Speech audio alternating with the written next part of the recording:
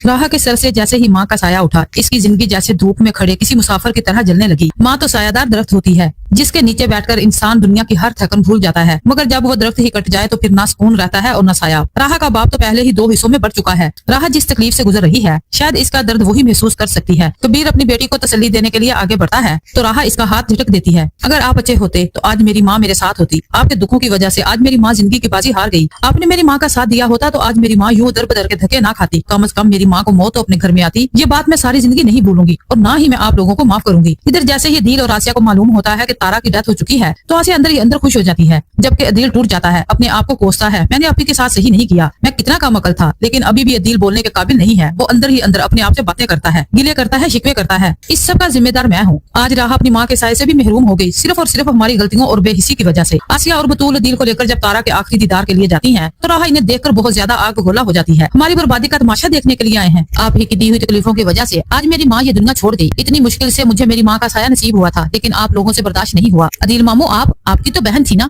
आपको तो मेरी माँ को समझना चाहिए था। लेकिन नहीं, आप भी मुमानी की बातों में आकर हमसे नाता तोड़ बैठे। आप क्या लेने आए हैं? अब तो कुछ भी नहीं बचा। मेरी माँ आपकी रात तकते तकते ये दुनिया छोड़ गई। मैंने तो अपना सब कुछ आप लोगों को समझा था, लेकिन आप लोगों ने मेरे साथ क्या किया? मुझे जलील और रुसवा करके निकाल दिया। आसिया कहती है कि तुम कितनी बेशरम हो, अपनी माँ की मौत की जिम्मेदार तुम हो और कसूरवार हमें ठहरा रही हो। अरमान कहता है कि आसिया बेगम थोड़ा संभल कर, बहुत जल्द दूध का दूध और पानी का पानी हो जाएगा। एक दफा तारा आंटी की तदफीन कर लें, फिर मैं आपको बताऊंगा कि राहा और मैं बेकसूर थे, हमारे साथ खेल खेला गया था। आसिया कहती है कि मैं तुम्हारे मुंह नहीं लगना चाहती। अदील बहुत परेशान होता है, अंदर ही अंदर अपनी बहन से बातें करता है। आपी मुझे माफ कर दो, आपी मैं आपकी और आपकी बेटी की हिफाजत नहीं कर सका। आसिया ने मुझे इतना वर्गला दिया, इसने मेरी आंखों पर बेहिसी की पट्टी बांध दी। मुझे कुछ भी नजर नहीं आया, काश कि मैं अंधा हो जाता। लेकिन अब पछताने का कोई भी फायदा नहीं है। जब चिड़ियां चुग गई खेत, जैसे ही अरमान को मौका मिलता है तो वो आसिया के पास पहुंच जाता है। आप इतनी घटिया हो सकती हैं, ये तो मैंने कभी सोचा भी नहीं था। राहा के साथ इतना बड़ा जुल्म करने से पहले ये सोच लेती कि आप भी एक बेटी की माँ है। आसिया कहती है कि बकवास बंद करो। राहा के चमचे, तुम होते कौन हो मेरी बेटी का नाम अपनी जुबान पर लेने वाले? अरमान कहता है कि जो लोग दूसरों को डसते हैं ना, एक ना एक दिन खुद भी किसी बड़ी मुसीबत का शिकार होते हैं। एक दिन आप जरूर पछताएंगी। वो लोग आपकी बेटी की जिंदगी बर्बाद कर देंगे, फिर आपको अकल आएगी। आपने क्या सोचा था कि वसीम और जरून आपके साथ बहुत मुखलिस हैं, बहुत बड़े फराडिये हैं दोनों बाप बेटा। बहुत जल्द नतीजा आपके सामने होगा। और हाँ, मेरे पास ठोस सबूत है जिसके बाद आपको कोई भी नहीं बचा सकेगा। आसिया के पैरों तले से जमीन निकल जाती है। कौन से सबूत, कैसे सबूत? मैंने क्या किया है जो तुम्हारे पास मेरे खिलाफ सबूत है? मेरी बात भी कान खोल कर सुन लो। अगर तुमने ऐसी वैसी कोई भी बात अदील के सामने की तो मुझसे बुरा कोई नहीं होगा। देखना कि मैं तुम्हारा क्या हशर करती हूँ। अरमान कहता है कि ये तो वक्त ही बताएगा कि कौन क्या करता है। इधर जरीन और वसीम अपनी कामयाबी का जश्न मनाते हैं कि हमें तो बना बनाया कारोबार और बिजनेस मिल गया।